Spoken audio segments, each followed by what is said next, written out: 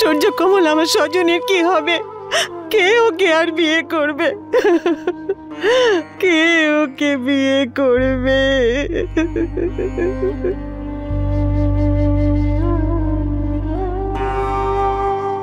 আমি করব বিয়ে।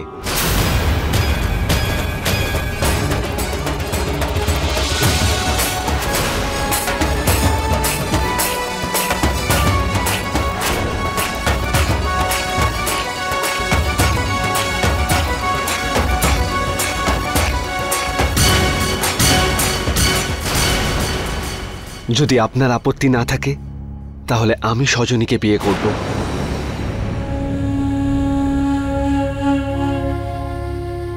পুষ্কর, আমি তো বাবা, আমি তোর সাথে এখানে কি হয়েছে সে সবই আমি জানি, আর সেই সব কারণে বাইরে কি ঘটছে সেটাও আমি জানি। কিন্তু আজ আমি ভালোবাসা আর সম্মানের সঙ্গে সজনীর হাত ভিক্ষে চাইছি। আপনি যদি আমায় যোগ্য মনে করেন। যোগ্য? পুষ্কর বাবা, তুমি, আমি অভাগী, আমি তোমার সাথে কিরকম ব্যবহার, আর তুমি সেসব কথা আপনি ভুলে যান মা, আমি তো সেসব কবেই ভুলে গেছি। পুষ্কর,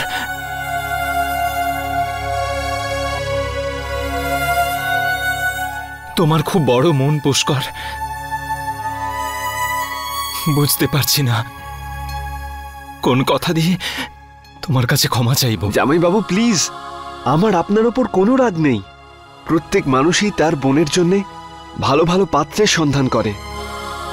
যদি তোমার জায়গায় আমি হতাম তাহলে আমিও সেটাই করতাম।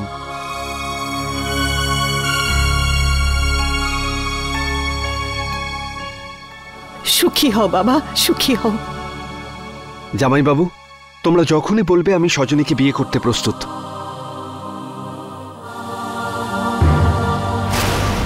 কিন্তু তোমরা শুধু একবার আমার বাবার সঙ্গে কথা বলে নিও। উনি শুধু একটু মনমরা হয়ে আছেন, কিন্তু যদি তোমরা ওনাকে বোঝাও উনি ঠিক বুঝতে পারবেন। হ্যাঁ ঠিক আছে, আমি ওনাকে রাজি করতে তোমার বাড়িতে নিশ্চয়ই যাব। আমি বিশ্বাস করি তুমি যখন এই মহৎ উদ্দেশ্য নিয়ে এসেছো তখন শ্রীকৃষ্ণ আমাদের সবকিছুই ঠিক করে দেবেন। আমি শ্রীকৃষ্ণের ওপর পূর্ণ বিশ্বাস রাখি, পুরোপুরি ভরসা করি।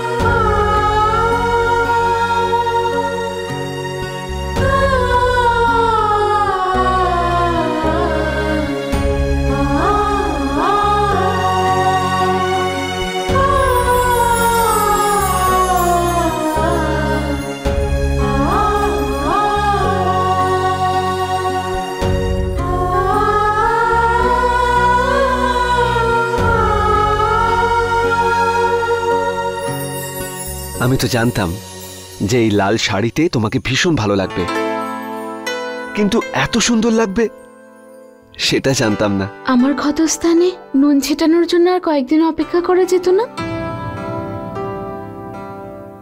তোমার সত্যি কি মনে হয় যে আমি সেই জন্য এসেছি? সজনী প্লিজ, যা হয়েছে ভুলে যাও।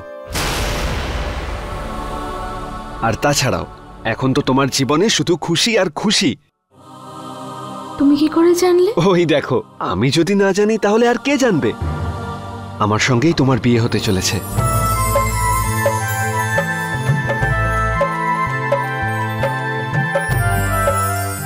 কি? হ্যাঁ, তোমার মা আমার এই প্রস্তাবে রাজি হয়েছেন, আর তোমার সূর্যকমল দাদা আমার বাবাকে কাল রাজি করাতে যাবেন, আর উনি রাজি হয়েও যাবেন। কিন্তু সবথেকে বেশি গুরুত্বপূর্ণ হলো তোমার রাজি হওয়া।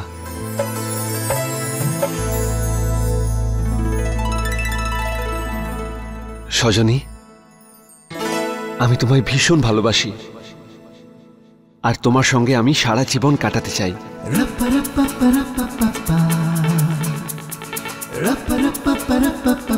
আমাকে বিয়ে করবে? বলো।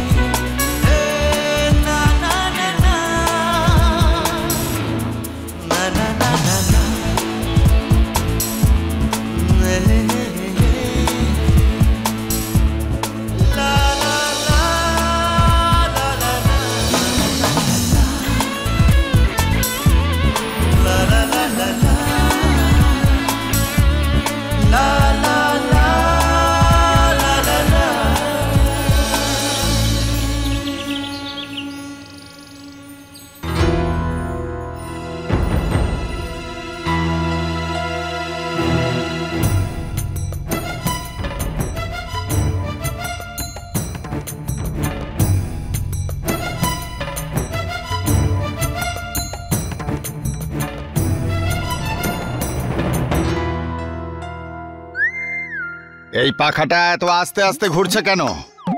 দেখতে পাচ্ছ না সবাই ঘেমে যাচ্ছে? হ্যাঁ, যাও জোরে করে দাও। যখনই দেখো খালি ইলেকট্রিক বিলের চিন্তা।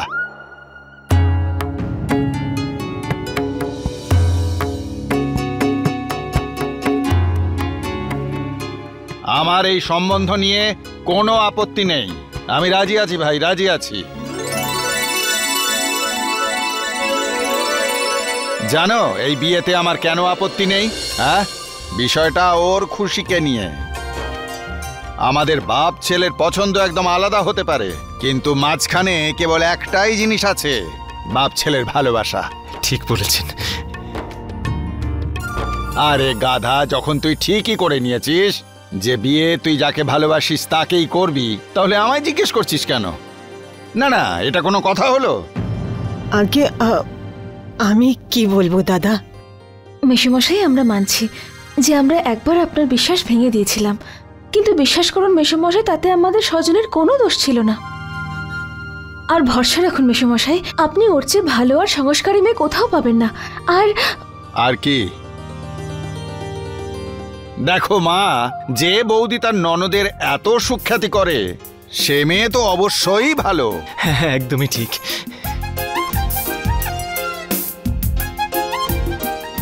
আরে আমি তো রাজি হয়ে গেছি খুশি মনে। এবার তো পাখাটা একটু কমা। আজকেই তুই বিলটা বাড়িয়ে দিবি নাকি? কাল যখন অনেক টাকার ইলেকট্রিক বিল আসবে সেটা জমা দেবে কে? তোর বাপ? এই আমি তো দেব। দিন এবারে। আগে কি বলছেন দাদা? আরে আমাদের ছেলে মেয়ের বিয়ে পাকা হয়ে গেল, মুখ মিষ্টি করার জন্য একটু মিষ্টিও আনেননি আপনি? হ্যাঁ হ্যাঁ দাদা। মা,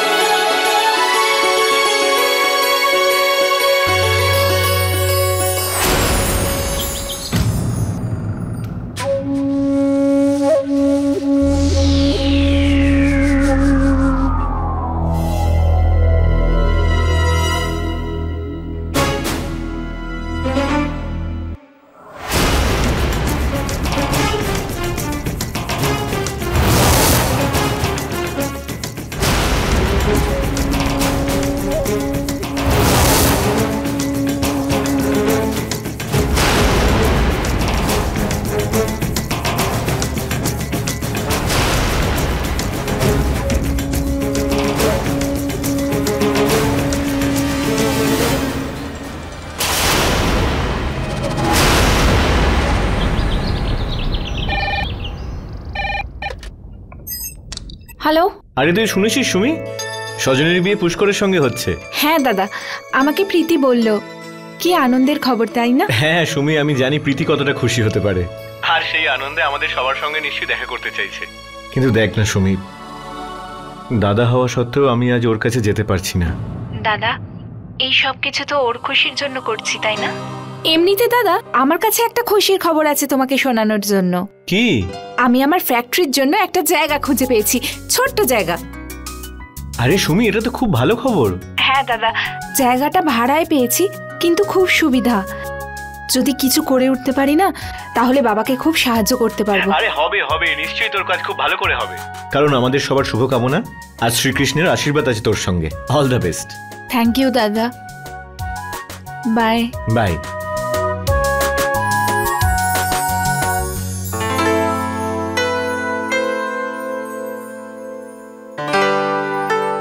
জায়গা তো পাওয়া গেছে মা, কিন্তু এইভাবে কতদিন চলবে? কি হয়েছে মা? কি হয়েছে মানে? তোমার কাজ সবে শুরু হয়েছে আর এখনই এত পরিশ্রম করছো যে দুদিন ধরে খাওয়া ঘুম ত্যাগ করেছো। এইভাবে অসুস্থ হয়ে যাবে মা।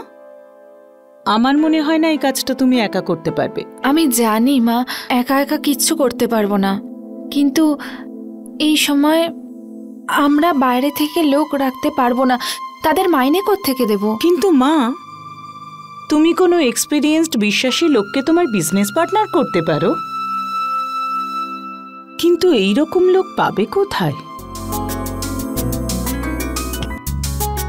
আমার বিনয় দাদা আছে তো, ওর থেকে ভালো আর বিশ্বাসযোগ্য মানুষ আমি তো পাবোই না। এটাই ঠিক হবে। দেখো প্রীতি, আমি আজকে বুঝতে পারলাম যে মার নিশ্চিন্ততা কি হতে পারে। কালকেই ও অন্য বাড়িতে চলে যাবে, সেটা এমন বাড়ি যেখানে ওর গুণের কদর মিলবে,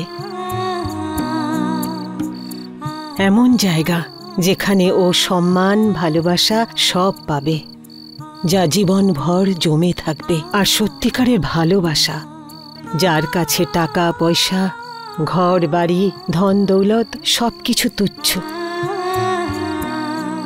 চলো মা, চল বাবা, আজকে আমরা ভগবানের কাছে আরতি করি। আমি চাই যে আমরা সবাই মিলে ওনার আরতি করি আর ওনার কাছে প্রার্থনা করব। উনি আজকে আমাদের এই সুখের দিন দেখালেন। চলো আমরা সবাই মিলে যাই। হ্যাঁ মা, চলুন।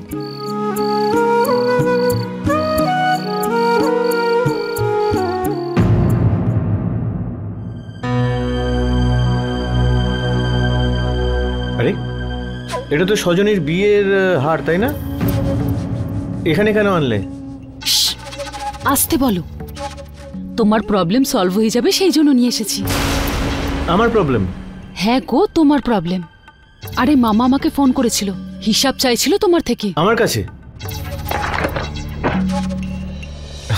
আমার কাছে কি ব্যাপারে হিসাব চাইছেন উনি?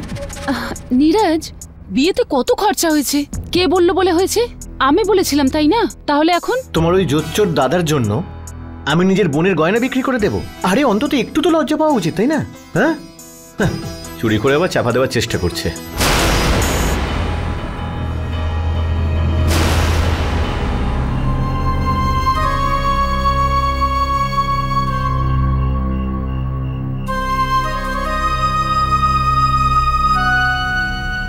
আরে তুমি তো ভীষণ অকৃতজ্ঞ দেখছি নীরজ।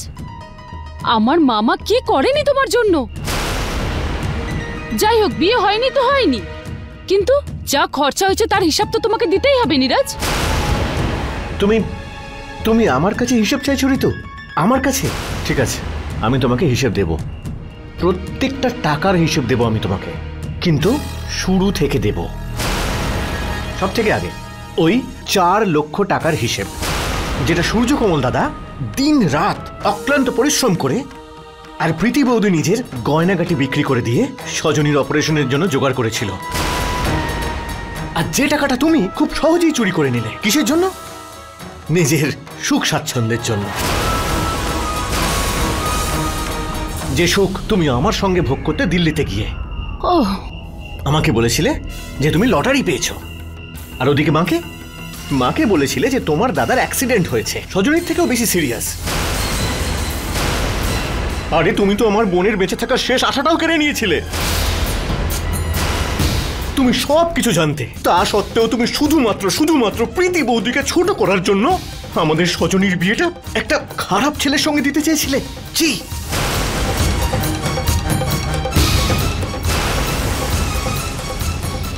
হ্যাঁ দিতে যাচ্ছিলাম, তাতে কি হয়েছে? আরে তুমি কোথাকার ধোয়া তুলসী পাতা শুনি? আর ওই 4 লাখ টাকার মধ্যে 1.5 লাখ টাকা তো আমি তোমার উপরে খরচা করে দিয়েছিলাম, আর বাকি 2.5 লাখ তুমি যাতে চাকরি পেয়ে যাও সেই জন্য ঘুষ খাইয়েছিলাম। ভুলে গেছো নাকি? তখন তোমার বোনের কথা মনে পড়েনি, তাই না?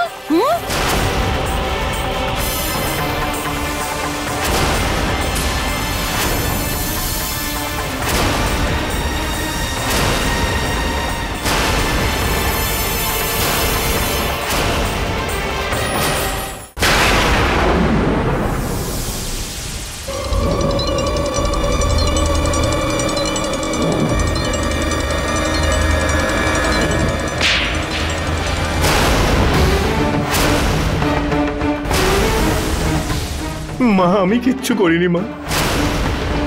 তুই কিচ্ছু করিসনি? আরে তুই যা আমার সাথে করেছিস না নীরাজ, যা পরম শত্রুও করে না। আর ও তো নাই পরের মেয়ে, কিন্তু তুই তো আমার নিজের ছেলে, তাই না? আমাকে কখনো তুই বলবি না যে তুই কিছু করিসনি, কারণ তোর সাহায্য না পেলে ও এসব করার সাহসই পেত না। আরে ও তো নিচ প্রকৃতির, কিন্তু তুই আরো নিচু ধরনের। যে টাকার উপরে আমার মেয়ের জীবন নির্ভর করেছিল, সেই টাকা যেমন খুশি খরচ করে তোরা একদম ভালো করিসনি। তোর মতো নিচু মানুষের এই বাড়িতে জায়গা হতে পারে না। তুই শুধু তোর বউয়ের গোলামি করে বেড়াচ্ছিস। বেরিয়ে যা বাড়ি থেকে। তুই শুনিসনি নীরাজ আমি কি বলছি? যা এই বাড়ি থেকে। মা শান্ত হও, যা হওয়ার তা হয়ে গেছে। আর এমনিতেও কাল সজনীর বিয়ে, একটু ভাবো। কি ভাববো বাবা সূর্যকমল, কি ভাববো? ও আমার ভাবনার দিন শেষ করে দিয়েছে। না না, ও আমার নীরজ নয়।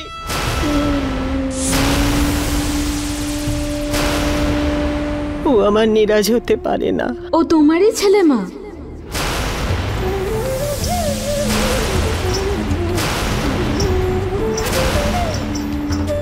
তোমার আপন, তোমার আদরের নীরজ বাবা। আজ পর্যন্ত তুমি ওর সেই রূপটাই দেখেছো যেটা তুমি দেখতে চেয়েছো, কিন্তু ওর তো আসল রূপ এটাই মা, যেটা তুমি বারবার দেখেও দেখতে চাওনি মা। তোমার অন্ধ ভালোবাসার জন্যই তো আজ এই অবস্থা মা। আর যেমন তুমি গাছ পুঁতবে তার ফল তো তুমি সেরকমই পাবে, তাই না?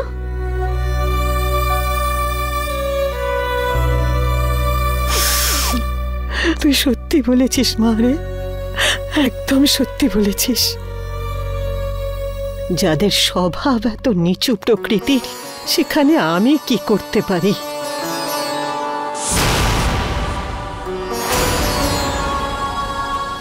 যে বিষ দিনে দিনে আমি তৈরি করেছি, সেই বিষ আমি নিজের হাতেই তুলে ফেলবো। খবরদার সূর্যকমল, তুই আমাকে আটকাবি না। মা, তোকে মায়ের দিব্যি। তুই চাস তো আমি খুশি থাকি? হ্যাঁ মা। তাহলে এক্ষুনি এই মুহূর্তে এই দুজনকে এই বাড়ি থেকে বার করে দে, এক্ষুনি এই মুহূর্তে।